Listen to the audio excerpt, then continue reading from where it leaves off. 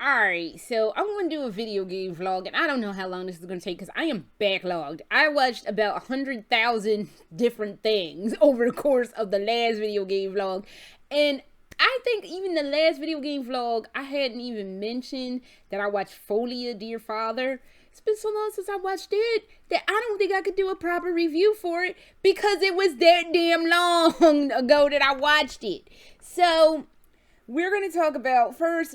Let me get one thing off my chest. I was looking for something because I've been watching Noxon's channel, and I was looking for something to watch of his to watch because I watched Those Who Remain, which I'm going to talk about that.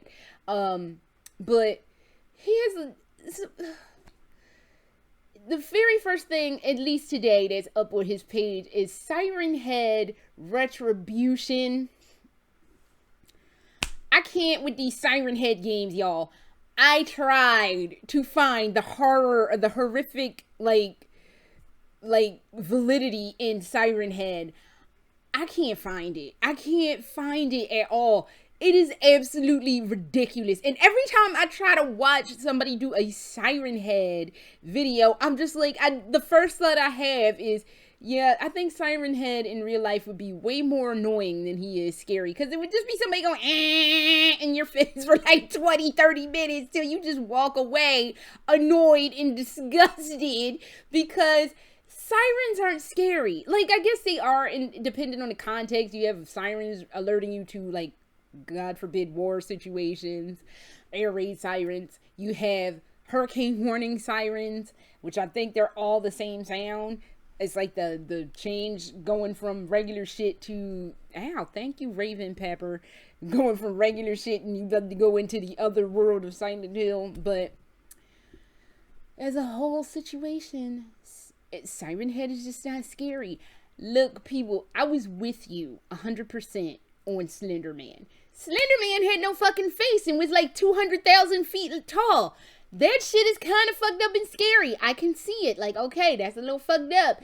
Let me not deal with that. And then something that, like, if you look into the lore, like, he can go into your mind and make him come to you or some shit. I don't know. I didn't get super deep in the lore. But the Slender Man shit was kind of fucked up and scary. I was like, okay, that's legitimately fucked up. Fine. I was with people on Pyramid Head. Pyramid Head would come up and like either assault you sexually or he would just fucking kill you, and it was just like, well, damn, man, get some counseling in your life and maybe your life won't be like that. Scary. The Keeper from Evil Within was real fucked up, and it was just like, dude had like this fucked up meat cleaver with a hook on the end, and I remember watching somebody play once. And the part where you're in the apartment building or hotel or whatever the fuck that was, is like board 15. I think it was level 15. It's been a while since I watched the first Evil Within, but whatever. And he's walking and somebody's face was smashed into that meat cleaver thing on the spokey end. And I was like, well, damn, he got fucked up on some nonsense. That was fucking objectively horrifying and messed up. Siren Head, I do not feel like that. I just feel like he would just come shambling up like he will and be like, in your face for like 20 minutes, and nobody wants to hear that. And I feel guilty because I know this was probably somebody's childhood fear that they turned into a creepypasta, and this was the only way they could find some kind of catharsis and a way to deal with like their nightmare. But there's a whole lot of other shit that would actually legitimately frighten the hell out of me. Like that girl with the paper eyes on Smile Torture from back in October. That fucking scared me way more than Siren Head ever will. That other weird Polish thing they had on Nextbo, that was all fucked up and weird. That scared me way more than fucking Siren Head. Really? This is what it's come to in 2020, Siren Head. Like I say, somebody going, in your face for 20 minutes. And it's just like, oh God, I can't. Like, and like I said, I feel bad. And I do not mean to disparage the creator of Siren Head. Like I said, it was a creepypasta that has taken a life of its own. And I know it was probably, like I say, somebody's childhood trauma. Probably a childhood trauma from having to deal with like a hurricane or some awful situation. And this is the only way they could come to terms with it. But the shit ain't scary. Can we please move on from Siren Head? Because if I'm not scared of it, and I'm scared of a lot of shit, that is low. That's like the thing from the asterisk from Pink Punch, that giant asterisk that be punching the Pink Panther out, that fucks me up way more than Siren Head does. I have yet to find a Siren Head anything where I'm just like, oh my god, oh that's fucked up. Because it's literally way more annoying than it is fucking scary. So I'm gonna move on from there and go on to Those Who Remain. So, alright. First of all, I kept fucking up the title when I first read it. It was like I became all of a sudden illiterate and could not read the title. I kept calling it those. It wasn't even Those Who Remain. I think it was like Who's Who. That's what I kept thinking it was. Who's Who Remains. And I was like, what the hell kind of title? But I don't know. My brain was not functioning. So I had to like sit and actually read the title. I was like, oh, it's Those Who Remain. And I watched Noxon's playthrough of it. Let me say on the face of it, I actually did not hate Those Who Remain. I actually liked it. I kind of liked it. Like, I would give it probably a B-, because the story was kind of cool. It was like, I like the idea that you can make choices and those choices affect whatever ending you got. Now, I watched Noxon play and he got the worst ending humanly possible. There are actually, I'm going to spoil this, there's 3 endings. There's like a terrible ending, which Noxon got. Like middle of the road ending, like yeah, you was doing something, but we don't know what the fuck you were doing. And then there's the good ending, which I like the good ending, but I don't know. Like basically, dude was told at the end, go get yourself a sandwich, man. You'll be alright. So that's really how it ended. Like, go get yourself a sandwich, man. You gonna be okay. So the middle of the road ending is, I guess you make.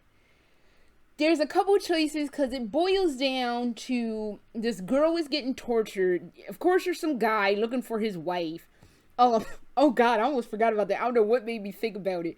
But you're a guy looking for his wife, and you go to some sleazy motel, and somebody jacks your shit. They jack your car. So you gotta run to this town, and then you see some girl who's dead, and they do tell you kind of early on that she's dead.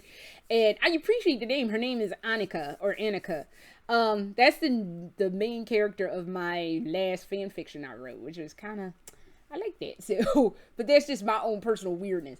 But you find out she died in this accident, but it turns out these kids bullied her to death and pushed her off a cliff and stuff.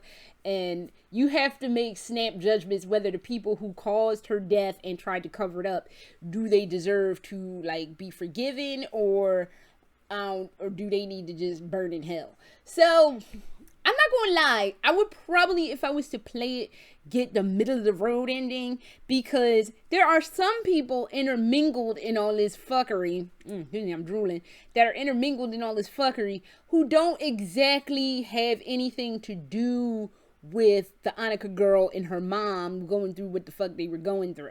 So you kind of have to take it, you know, you kind of got to make choices on people who didn't have anything to do with the situation, and you can condemn them too. So you can condemn or forgive them too, or you can help them or just leave them to rot. So of course Noxon just left everybody to rot, and that's why he had the worst ending possible, where basically you just turned into a mutant. So there's a lot of stuff I'm leaving out. So, but I think you should play, if you're going to play Those Who Remain, or if you're going to watch it. I saw all 3 endings, but I saw somebody did, like, they edited all together, all 3 endings. So I can't remember what their channel is called. And because I don't have my glasses on right now, I can barely see my television. I see that fucking Siren Head fuckery.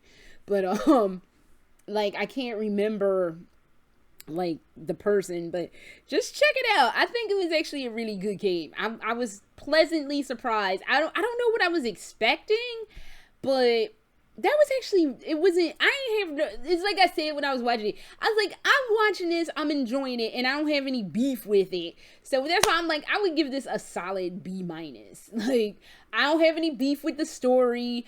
Because honestly, I really thought the dude was dead, because the main character had like gotten his car accident, his daughter died, and that's the other thing I was laughing at a little bit ago.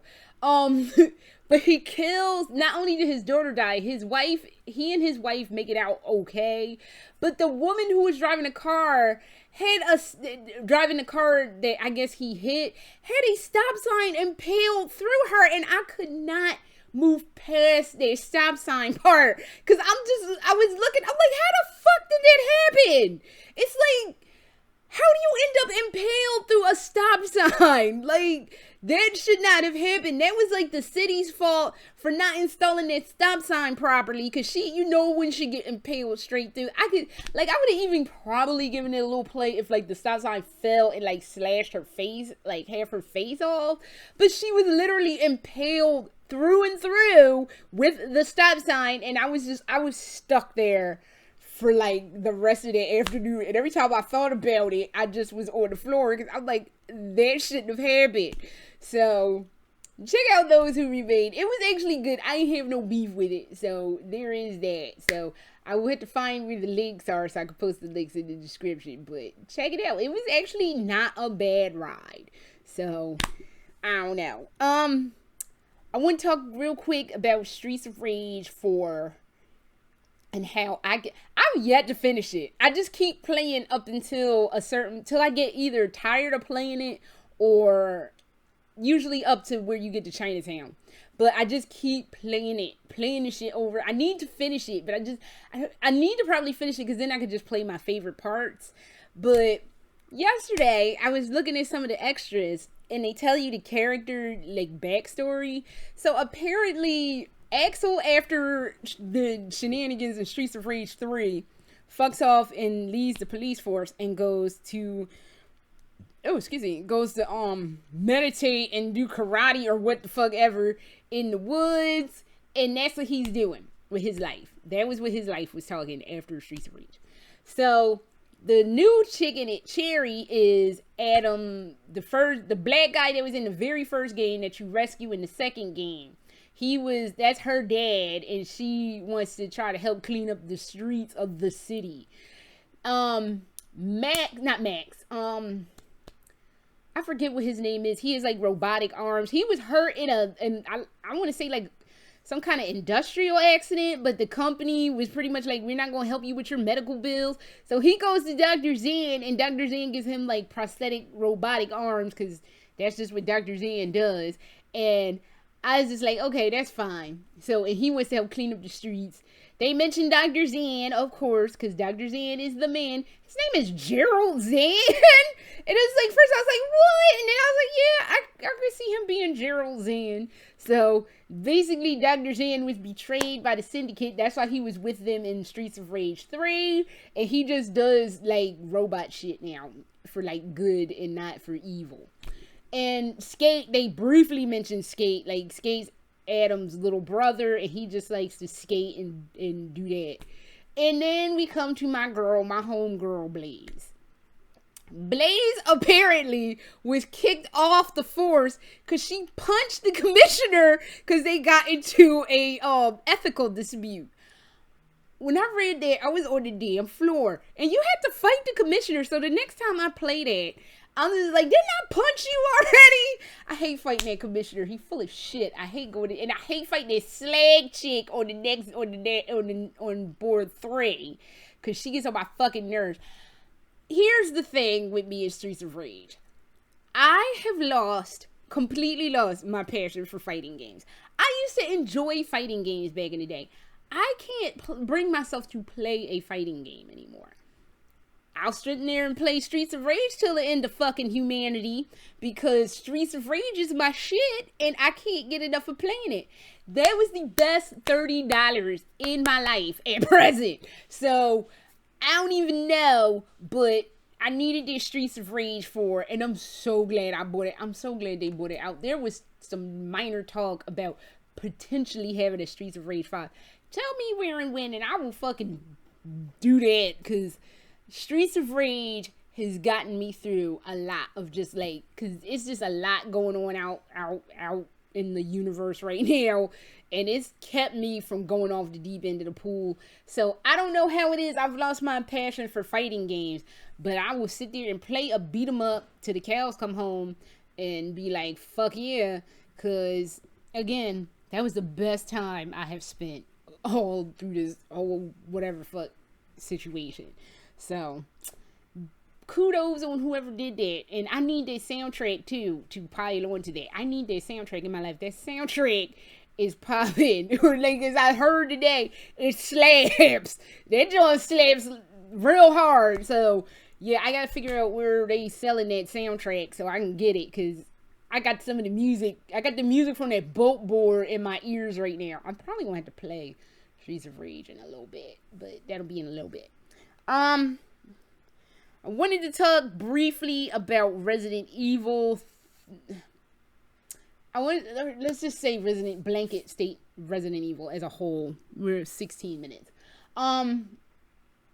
Okay, so there's some rumors going around. We'll start with Resident Evil 8. There's rumors going around that there was some leaked news. Now, I am praying that this leaked news is some hardcore bullshit, because apparently the leaked news is Chris and Ethan are going to be headlining the next game. I can't, if that's the case. I'm hoping that's just a vicious, ugly rumor. That basically what I read yesterday on Twitter, but how reliable is Resident Evil Twitter? Like, can you really trust Resident Evil Twitter news? I don't know. But somebody had wrote that they were going to kill Claire and they were going to kill Rebecca. It forces Chris to go into like the deepest depths of despair. Can we just say I'm tired of fucking Chris? Somebody dies and Chris is like, oh, I can't handle it. I'll go on a drinking binge and I'm going to have amnesia. Because it's like, you just weak. This is why we love Wesker, because Chris is just some weak fucking sauce. So, yeah, I'm like, ill, first of all, on that situation. So, hold on just a second. Sorry about that. Husband walked in and caused all this chaos. But, I was on Chris. So I'm tired of seeing stories where Chris loses his shit basically because a team member or some shit happens and I couldn't pretend, I have amnesia and I have to be drinking and blah. It's been there, done that, got the fucking t-shirt, threw the t-shirt in the trash because it started getting little tiny holes in it, and we moved on. Can we please stop having plots like that? Because it's just not useful. And then something about he's mad at Ethan because his insanity has made he like blames Ethan. Please, not these two in a game. Anything but that. New people I'm fine with. Just not Chris and Ethan. I can't do a Chris Ethan joint. It's just going to make me want to stab somebody because those are my two least favorite characters in Resident Evil. Anything but that. So I'm hoping that these are all just ugly, vicious rumors that are just completely baseless and unfounded. Because if Chris and Ethan are in the game, I don't know. I'm going to. I don't know what I'm going to do, but I'm going to be mad. I think mad ain't going to cover what I am. It's like it's going to be table flipping rage is what it's going to boil down to. Because, I can't with them two in a game. Anything but those two. Anything. Like, one or the other, not both. So, I'm hoping that's just a sad rumor. And, like, whoever did that, just did that, put that shit out there to, like, torture me. Because, fuck that. So, but that's what the rumor mill about the village is talking. And I'm just like, oh, God, I can't. So, I was going to discuss something with Resident Evil 3. I don't remember what it was, but I said I wasn't going to talk about the 3 make ever again. Because, again, my hot take still is it was an all out for that situation. I don't know what the fuck to tell you.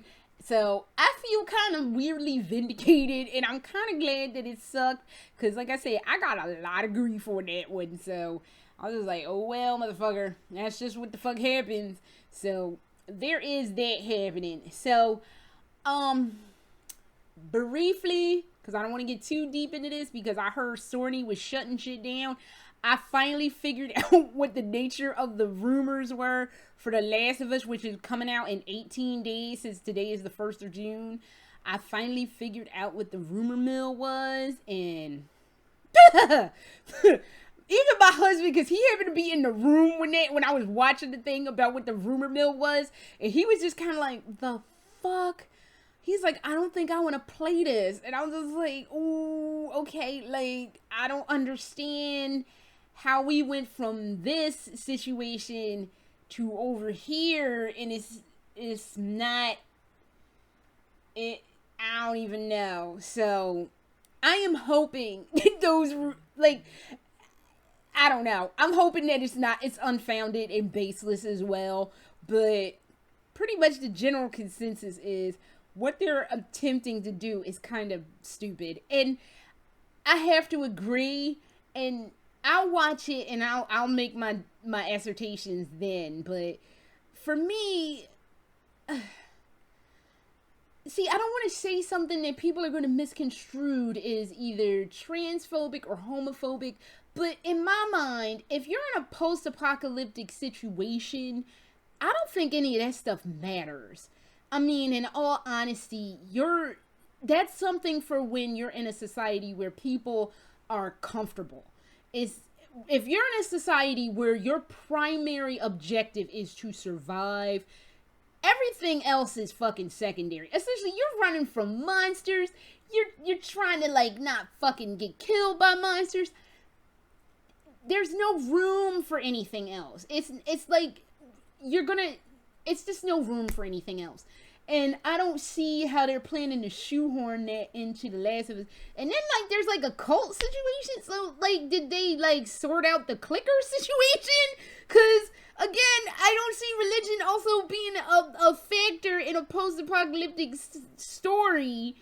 Because you're trying not to fucking die. So, I don't know. I don't get it. I don't see it, is what I'm like.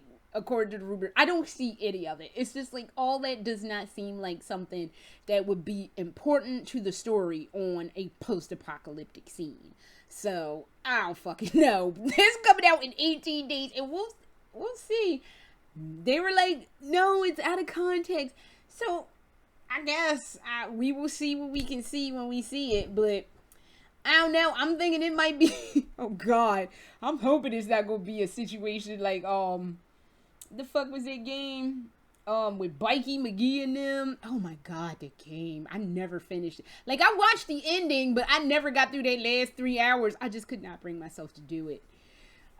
Days Gone. Oh my God. Like I said, once Days Gone and Days Left, it wasn't even there. So, I don't know. I was going to talk about more stuff, but I don't care no more. So, I'm going to get the fuck out of here because, that rumor mill, that spoiler, I should say, mill. Oh, that was a hurt piece. And I was just like, oh, damn. Oh, well. So, that is all I have. And I will see y'all around at another point later.